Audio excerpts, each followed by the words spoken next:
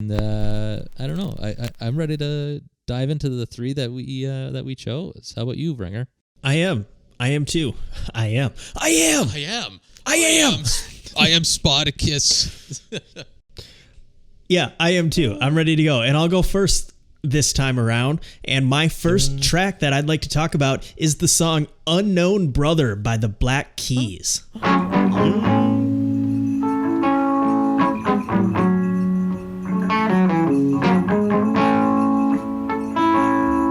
So this is track number 13 off of the album Brothers.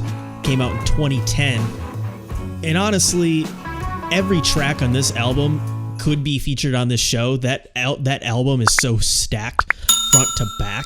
And I was surprised to learn that there was only 3 singles off of that album, which is surprising for how good it is and how many songs there are. There's only 3 official singles. Really? Yeah. I saw that and I was like, that can't be true. And of course, I can't think of them off the top of my head. Next Girl was one of them, Howlin' for You. And then there was one more, but it slips my mind right at this moment. Anyway, so there's a lot of good songs in there. Everlasting Light, She's Long Gone. I think the obvious deep cut, if we're just going songs that aren't singles, would be 10 Cent Pistol. That's one of my favorites off the album. But I didn't want to talk about that one because I thought it was a little too obvious. So I went for something a little bit deeper in Unknown Brother. And I like this one just because it's a simple, kind of soulful song. And it kicks off with that simple chromatic scale, dun, dun, dun, dun, that we heard, bum, bum, bum, bum, back and forth. It's familiar, it's recognizable. And then there's that simple lick / solo that comes in there.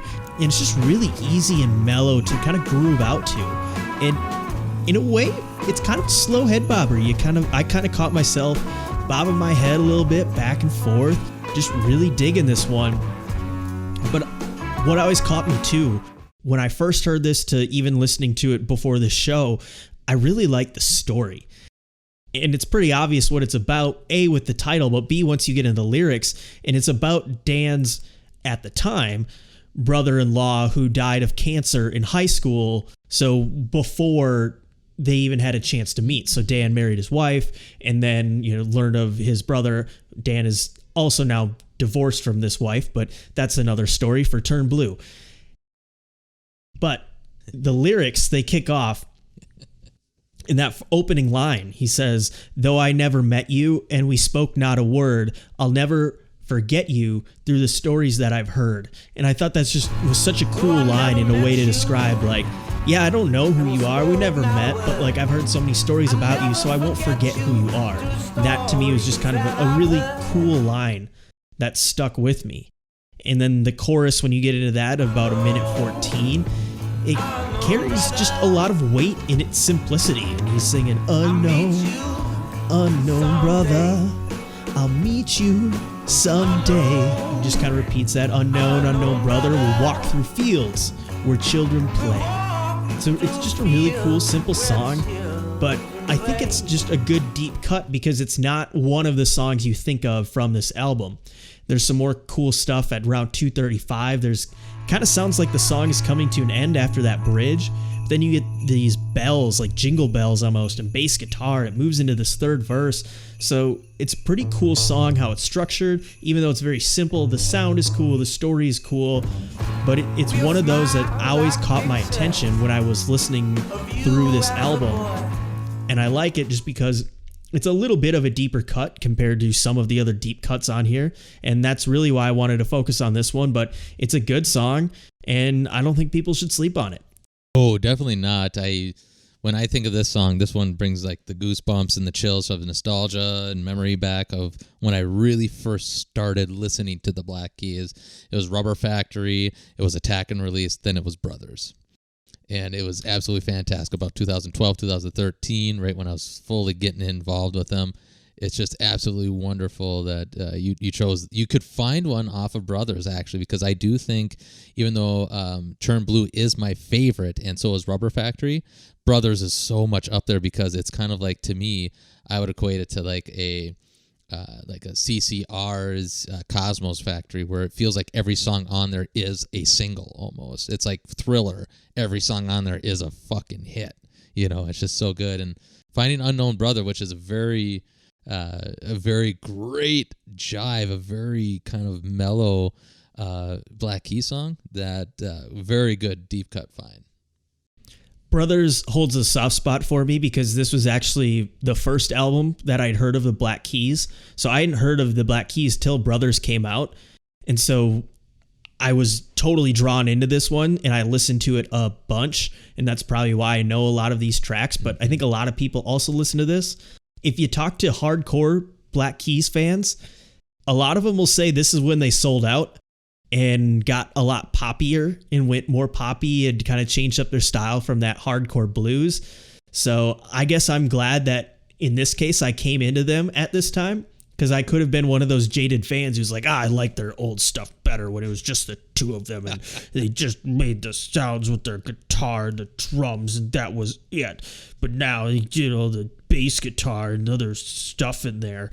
So I'm glad that I came into it at this time, because now I get to go back and listen to their old stuff and also like a lot of that shit, and then like everything that comes after it too. Oh, 100%. And I came into them right at Attack and Release, and kind of just fell into like Brothers a little bit, where it's like I see it more in El Camino than I do in Brothers, but I can see where people would be like, oh, well, they came more poppy right there. I'm like, well, still Attack and Release kind of had a few songs that were kind of in that realm too. So it's just the regular evolution of Black Keys, and they sound fucking great almost every fucking album possible. So damn right. So Ringer, I guess that was a great start to this kickoff, and I just mentioned an artist, and I might as well just kind of kick it off with them by kind of saying my first honorable mention, and it is Creedence Clearwater Revival. And after reading that bootleg part, I'm like, no, bootleg is a decent choice, but there's got to be one in CCR.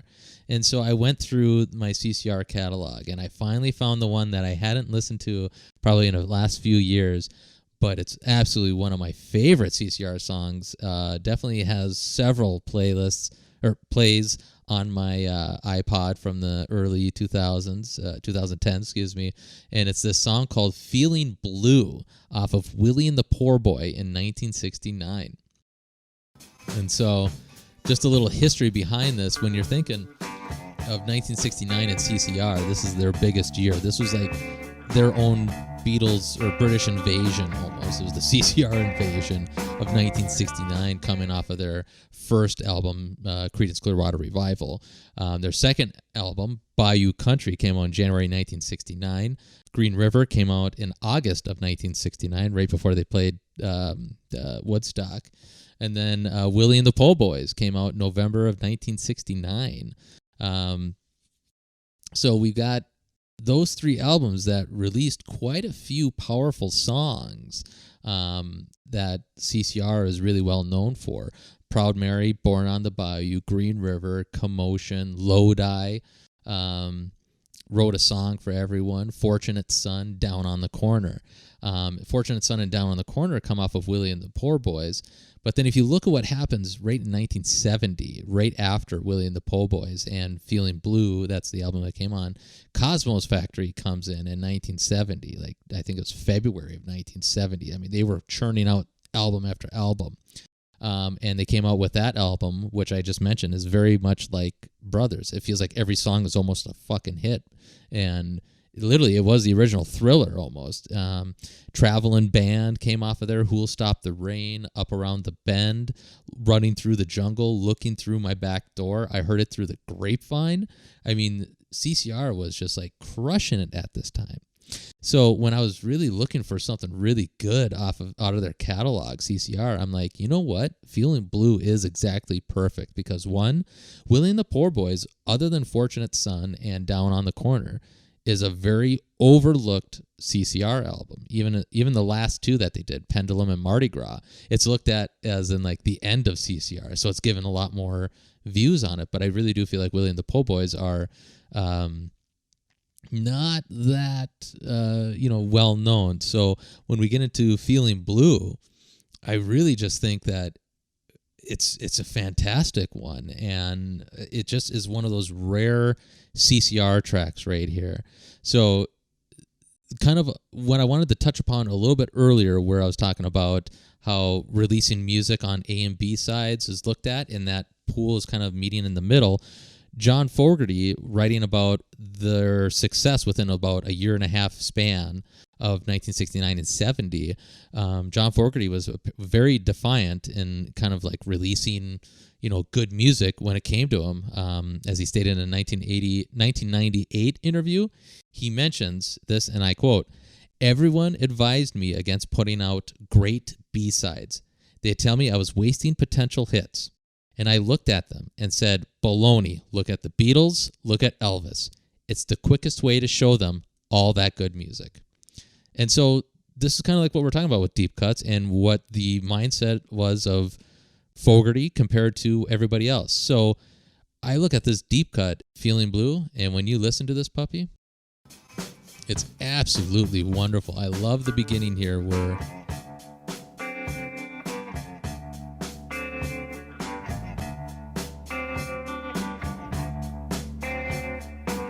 just get that beautiful drum beat underneath that crawling fade out from the previous song itself. What was that one? It was the Po' Boy Shuffle, if I remember right. And it has this really eerie Born on the Bayou kind of feeling from that fade in. It's kind of got just that eerie sound, but it has a little deeper Southern roots rock, like they've actually matured a little bit, and it's a very strong production value in all the instruments for this song itself. The whole album actually is very well produced, and just in general, superb sound throughout. But it really has an elevated swamp rock music almost, and it's so great. But you really get into the melody part of it, the poppy version of it. It's a little bit R&B, rock, kind of a mixture, blues into it. Absolutely fantastic. It's something that just stands out more so than any other CCR song to me. And then once you get into here at that 2:55 mark, the guitar instrumental piece that kind of pops in here off of the riff. Once you really listen to this little piece, it's a lot different than what you're used to hearing Fogerty do. You're used to going piercing, like playing a little bit blues riff and whatever. Nah, he's just taking it nice and easy and slow, very comfortable. They are finally kind of coming along in their musicianship too, where it's pretty simple kind of musicianship, but the guitar part right there just shows a little more growth in them. It feels genuine. It feels lighter than what you're normally seeing what Fogerty really does. It's just a great job of bouncing kind of in this idea of the song, just being kind of this straight, simple, soft, kind of bluesy tune.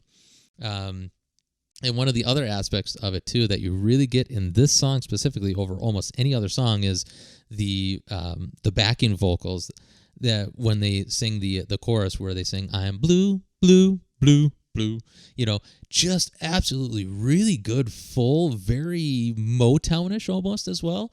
I just really think that this song, if we're going to go with the parameters, this song could have been and should have been, I think, a single for CCR at this time, just to show that little bit of difference. It shows a softer, bluesier side to CCR that kind of pulls in what they have done in their first three albums up to this point, from Creedence Clearwater Revival, Bayou Country, and then Green River right before this, has a really good blend of that. I just think it gets the body grooving too. I think this is an actual one that would have crossed genres for them a little bit, and they would have been just a little more popular because the famous history with CCR is they've never had a number one hit. And I wonder, not saying that this one would have been a number one hit, but I wonder if they would have had this one kind of come out as a good music, as Fogerty says. This one, I think, could have helped them out just a little bit more. That's a good choice. It's a cool song. I hadn't heard it before, but I'm digging it as we're listening to it right now. Oh, it's great. I love that one. If you can listen to any one CCR album other than I Love Bayou Country, this one is it for me. I always love it. This one's been in my vinyl collection since I got, pretty much within a year since I got my vinyl player. So that was in 2013 when you and I first started working together. Let's go. So my second track is a track by a band that you said is impossible to have deep cuts. So here we are. I still just believe kind it. of moseying along here. Anyway, my track, my deep cut, yes, it's a deep cut, is the song Because by the Beatles.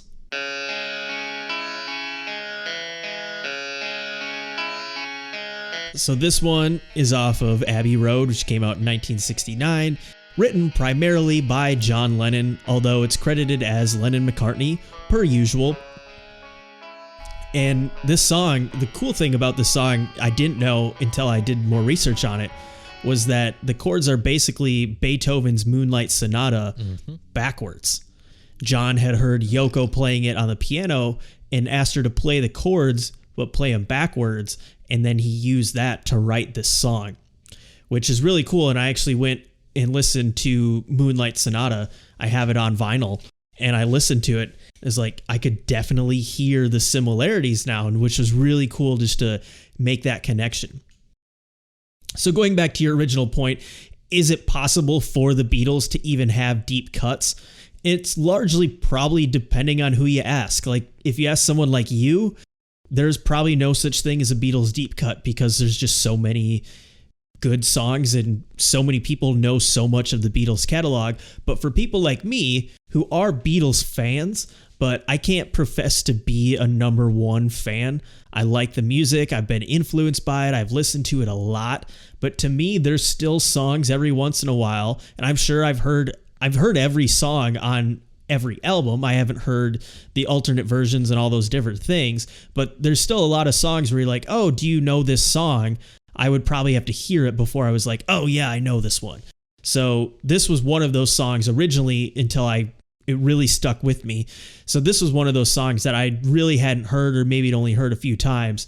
But when I really fell in love with it, and maybe this is where we get into it's not deep cut territory anymore, this is the opening song to the Beatles Love Show in Las Vegas. So if you ever go to Las Vegas at the Mirage Hotel, in their arena theater thing, they have the Beatles Love, and it's a great show. It's a Cirque du Soleil show, so acrobats flying around, lots of cool, crazy stuff going on.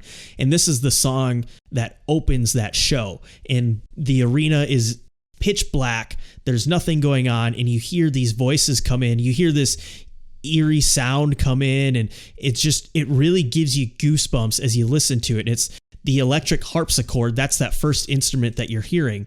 And it almost sounds like a guitar. And at first I thought it was a guitar, maybe with some like chorus effect and is some sort of tight delay on it. But it's actually the harpsichord. And then the vocals come in. And that's when it gets really cool, because the way they did this, they recorded, it's John, Paul, and George all recording their vocals, but they each recorded their vocals 3 times. So essentially there's 9 vocal tracks in all that you're hearing at one time. And you can hear it, but you can also fucking feel it.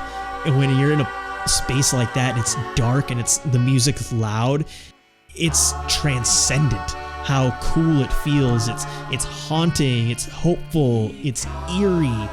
And it's like this for the whole song, as it just kind of goes back and forth with this repeating chord progression, and it's very simple, but man, is it so good. And actually, both George and Paul have said this was their favorite song from Abbey Road. I didn't know that, and that's really cool, because this is one of my favorites, if not at least my favorite deep cut.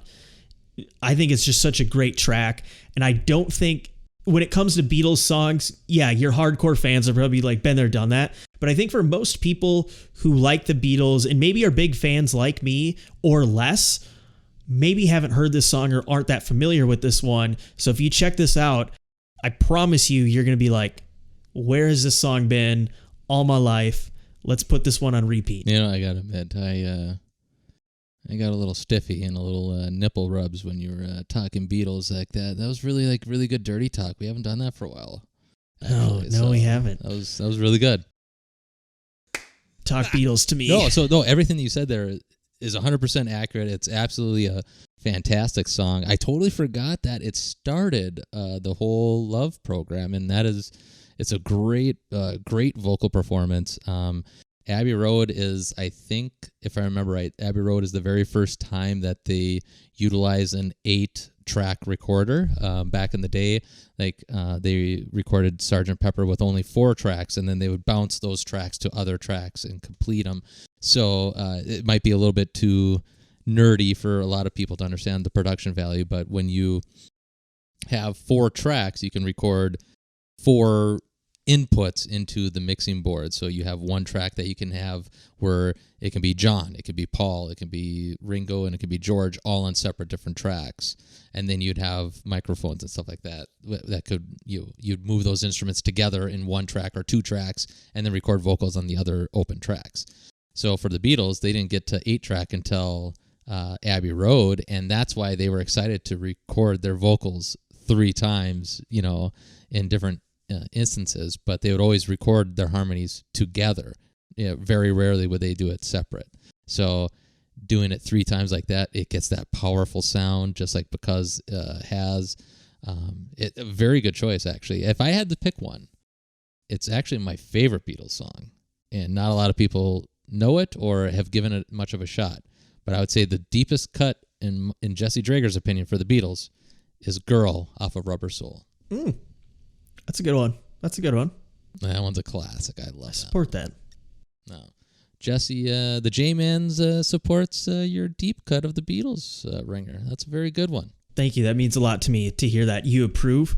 Because if you'd have been like, dude, that's not a deep cut, I would have been just destroyed. And I would have cried all night tonight. To be honest, Yoko Ono paid me to say that. She saw our list and was like, you better say some good things about John, Jesse. I said, all right. Yeah. Hey, if she's paying you for that, good for you. No, she gave me some sunglasses that were just cataracts, so I didn't really go far. Didn't go far. So we'll jump to my next one. I guess since we're speaking about eyes and cataracts, we're going to go to a song that's one of my favorites, and it is the first one that really made my list of deep cuts after looking at my iPod. Actually, this song has always been a favorite of mine. I think I mentioned in one other episode. I told you before the show I couldn't find it, but I do love the song. It is Fleetwood Mac. To kind of give you that kind of clue here, it's from 1970 though, so it doesn't have like the famous lineup of the 70s and 80s version that we know of today. And it doesn't have my favorite artist, Peter Green, who initiated and created Fleetwood Mac. This is one of the first albums that was released after Peter Green left, and Jeremy Spencer, the wonderful slide guitarist, and Danny Kerwin, kind of Peter Green's protege. They were the ones sharing the lead to keep Fleetwood Mac in business here, with Mick Fleetwood still on drums, Johnny McVie on bass, and then they also brought in finally Christine McVie. She's formerly known as Christine Perfect as her maiden name, and she's also formerly of the band Chicken Shack, which is an awesome British blues band. So what is this song? It's off of Kiln House from 1970, and it's called Jewel-Eyed Judy.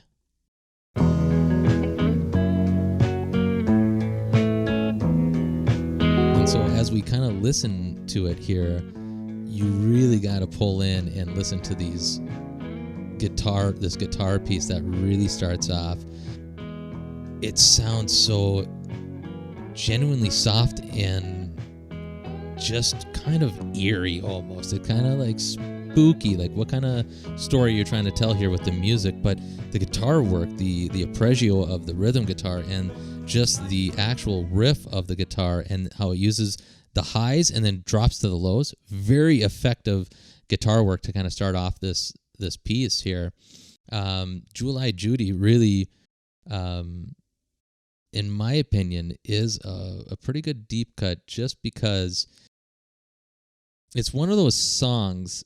So I'll actually back up a little bit. Kiln House came after Peter Green left Fleetwood Mac. Peter Green was the creator of Fleetwood Mac, basically, and left because of psychosis problems and drug problems. Just wanted to give the band up, basically. Oh. But Kiln House, it follows on the footsteps of Then Play On, and without the mystique of Peter Green behind it, it rode the wave of Then Play On just a little bit. But if you look at it, the lead single, Tell Me All the Things You Do, never charted. The song before Tell Me All the Things You Do, which was the first single without Peter Green and was led by Danny Kirwan, which is an absolutely beautiful song, actually. Dragonfly by Fleetwood Mac. Look it up. So it was a non-album single and it was a non-Peter Green single. That didn't chart at all either. So then you look at Jewel-Eye Judy on the album. This is like the third song on the second side, if I remember right. It's been a while since I listened to the vinyl version. However, Jewel-Eye Judy was released as a single, the second single off of this album, and again, dead space. However, when we look at the one that follows Jewel-Eye Judy and Kiln House, we have Bob Welsh join the band and do Future Games, which also has Woman of 1,000 Years on it, and that is highly popular, and it actually helped rejuvenate Fleetwood Mac on the way to being the power pop band that they did. And so one of my arguments here is that when we listen to Jewel-Eye Judy, I find this to be a great early representation of what 1970s power pop came to be very shortly and into like the late 70s almost. So we're talking Badfinger, The Knack, Todd Rundgren, The Raspberries, even Cheap Trick. Cheap Trick's a fun band to see live, by the way. But even like all those power pop bands that really came in and helped fuel the pop evolution of the 80s really kind of started with this album, actually, and this song, I feel like.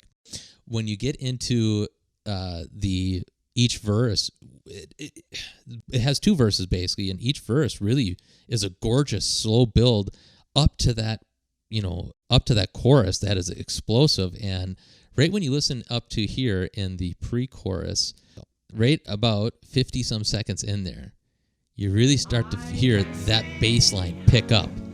And this is like just driving it a little bit further. It's expanding the sound a little bit. Really awesome to hear it kind of kicking in. And so like John McVie is like feeling it. Then you get the drum shuffle kind of like pick up on mixed drums a little bit more. It's really filling in all the sound. Then you get the crash of the chorus. And you get Danny Kirwan's vocals just kick in. If you go into the back end of after the second verse, you get this beautiful glistening piano piece from Christine McVie that's really gives you goosebumps and just really activates your spine. It just really crumbles it. It's absolutely wonderful. All around, I want to say the guitar work in here is just absolutely wonderful. You listen to that beginning piece, it's very, very excellent. It's just absolutely wonderful. They meld together. But listen to this ending. I know, isn't it? I just absolutely love it. It's just such a great mix. It's like herb to butter, you know? But one of the things I want to point out is the power of this guitar solo at the end. It's about 2:59 in. And the song is so light. It's so airy, but then it's this power pop stuff. And you're supposed to roll back to that beginning piece. But this guitar solo, really keeps you on edge.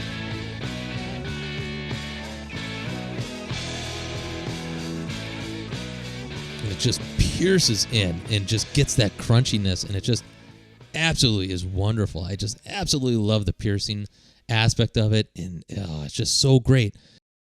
But one of the other aspects of it, I really love the melody, very sultry.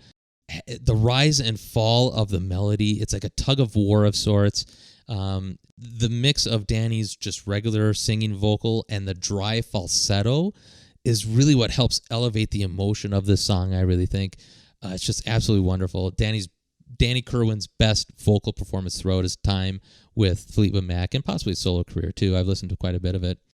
But when we look at the lyrics, it's just a wonderful, natural way to kind of play around with it. Verse 1, I mean, verse 1 just in itself is one of those things that it's playful with the imagery and has a full story behind it. And I'll read it to you.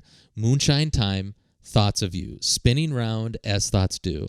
I just wondered if your eyes still shine as they did when you were mine. I mean, you really are starting to get the build of this relationship here. And it's like, ooh, there was a break in here. It's just a wonderful story throughout. You get into verse 2 then, and it's a bit of a stalker aspect, but it's kind of, is love really this deep, or is it kind of deeply disturbing? And I really love the pre-chorus of this verse 2, where it kicks in, where it says, moonlight glistens on my tears. Is this all that we could find? Chains of memories left behind. Just love the idea and the imagery of moonlight glistens on my tears. Because you're thinking of moonlight being so beautiful, but then you got tears. Just a beautiful way. Great lyrics. Just amazing song. All in all, it has that perfect pop sense to it, I think, and it has that early pop 1970s pop rock feel to it. Hell yeah, that's a great choice and a great rundown of that one. Just listening to it again, it's like, oh yeah, this one's, like I said, that guitar tone is fucking sexy. You just hear the rawness in it. Like, that's just amp-driven tone, and it sounds so damn good. Yeah, it's just so sexy. I love it. That's the Danny Kirwan for you. That is. Gotta love that, baby. All right, Benji, what do you got there, Ringer? What's your so next for my jam? Final track, we're going to one of my favorite, I guess maybe top 10 album for sure.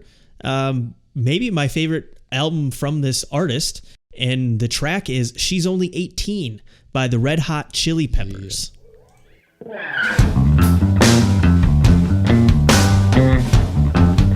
So this one is track number 6 on album number 1. That's the Jupiter album from the Stadium Arcadium double album by the Red Hot Chili Peppers, released May 9th, 2006. This song is kind of kick-ass, and it's, I think, a deep cut. I mean, with 2 albums worth of material, I guess there's probably potential for a lot of deep cuts, but I really like this one. When it starts out with just that fat flea bass line, you got Chad Smith just grooving on the drums right behind him. But my favorite part of this song is the guitar work that John Frusciante does on here. And he kicks in with that rolling guitar lick that's just heavy on the wah, wow. And he mixes it up by throwing in that little octave. It's just so good how that riff, it's so simple, but you add in that wah pedal and it just takes it to a whole nother level. And then when you get into the chorus, it kind of contradicts that riff, that's singular notes, and just hits you with those power chords right in the teeth. Just knock the world right off your feet and straight on to its head. That one, so good, but really, again, back to John Frusciante. Oh, I love his guitar playing so much. Yeah. It's his lead guitar throughout this. He does some little teases here and there when he teases some of that guitar solo. And then when he hits that 2:15 mark and he just lets loose with that guitar solo, it's so fucking badass. Just hammering that wah pedal. Wah, wah, wah, wah, wah, wah, wah, wah, wah, wah, wah, wah, wah. Oh, it's so good. The wah pedal, it's hit and miss, at least sometimes I think with me, because I think the wah pedal can just mask a lot of sound, and so sometimes it's really hard to understand what you're hearing, but each note in this solo is so heard, and it's so deliberate. You can hear every single note, and it sounds like each note is intentional. And then he throws in those classic Frusciante style bends that really, it sounds like he's crying, or it sounds like the guitar is crying, and throws in those sick little runs. This is one of my favorite John Frusciante solos. I think it's just an underrated solo because it's an underrated deep cut song. It's not from any of the popular songs from this album or just the Red Hot Chili Peppers catalog. And there's a lot of good solos on this album. You have Ready Made, which I think is a great solo. Danny California, of course, that's a classic that most people who are fans of this album or this band will know. But this is one, I think this song could have easily been a single, but I think even if it's not, I think this deep cut is great, and I think this solo is right up there with the best of them. Oh, totally. I only heard this once before because I was asking, because I had a wah pedal at the time. I was like asking one of my friends who was into like guitars quite a bit, and he brought this attention. He's like, listen to some wah on this one. This one's a really good representation. And I'm like, yeah, but I like Jimi Hendrix and all. And he's like, no, listen to this. This is properly used. And this guy was a trained jazz guitarist too, where it's like, oh, okay, I see what you mean now. But no, this is I haven't heard this song in years, so I'm glad you brought this one to my attention. Again, this is the definition of a deep cut where it's like, holy shit, I do forget about this one. Fuck yes, it is. So that's my third and final track for our deep cuts. Well, what do you got for your third and final track, Mr. J-Man? All right. Well, as we all like to know that we like to go out stoned around here up on the Record Music Podcast, of course. Come in so stoned, we might as well go with stoned. A song named... Exactly. So we might as well do a song that's called Stone, and it's by The Faces, one of my favorite bands from the 70s, and I'm not a huge Rod Stewart fan, except for With The Faces mostly. So here they are from their first album with Rod Stewart. If people don't know who The Faces are, it's a combo of like the Jeff Beck group and the Small Faces from the early mid-60s, I should say. This group is more known for their play with like crunchy and punky rock kind of in the early 70s. You know, one of the things is that Rod Stewart replaced the lead singer in the Small Faces, and when he came onto this lineup, and the lead singer that left went to start Humble Pie, who got Peter Frampton as a guitarist. Weird thing. I just love the inbredness of rock and roll. But that's the beauty, you know, of rock and roll. So that's kind of like a little quick aside here about what the Faces are. But First Step is their first album, and it really had about 3 songs that are very popular with the band. It's been rolling forever. So Flying, their cover of Wicked Messenger, which is fucking phenomenal, and 3-Button Hand-Me-Down. Now, my initial song was 3-Button Hand-Me-Down, but then when I listened to the full album, Stone is the one that I'm like, no, I totally forgot about this song. I love this song. This song really, Stone is one of those songs that when you listen to it, it has that initial kind of, I mean, I just mentioned that they're kind of like a crunchy rock band. This song in itself just has that beautiful country kind of rock, good time folk feeling to it. And it's such a fucking fun song here. And I'm literally just going to walk down the list of the instruments that you hear as soon as you hit play on this song. And you get a sharpness of the guitar tone, and a playing of the riff is very playful. Just such a great way to kind of start in. Feels very folky. Then you get the banjo, which is played by Rod Stewart. I never knew he knew how to play banjo either, so it's kind of really cool. But that banjo adds this playful warmth, kind of home feeling to the song. It really is only repeating the main riff, but it's just so wonderful.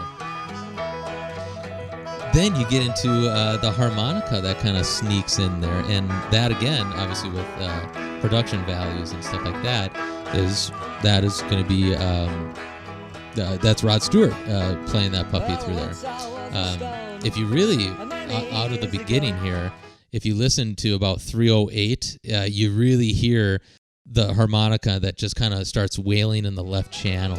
It's absolutely wonderful. It's right after verse 5 when he sings St. Luke line. Absolutely wonderful. It kind of sounds like a train whistle almost.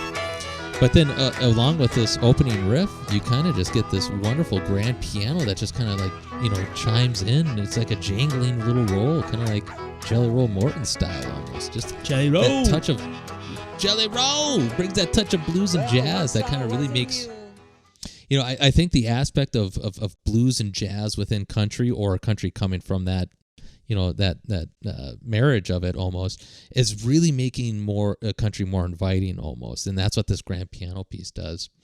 But let's get to the real winner of this. Other than the depth of music that's in it, is lyrically, this is deep and fun. Each verse, when you really listen to it, each verse is a short life story of several inanimate objects or live object somewhat that pulls in these other themes and side characters and situations in life that expand beyond the 5 lines and 40 seconds that they take to tell that story.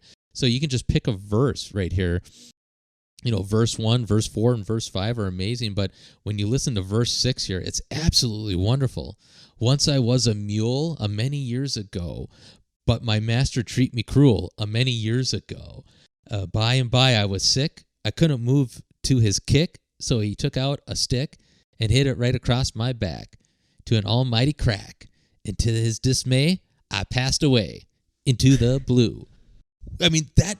Yeah. You don't see anything more with that mule or that guy with the stick. You don't see that throughout anything. Each one is fine. Another favorite verse is number 4, where he sings, "Once I was a grub many years ago.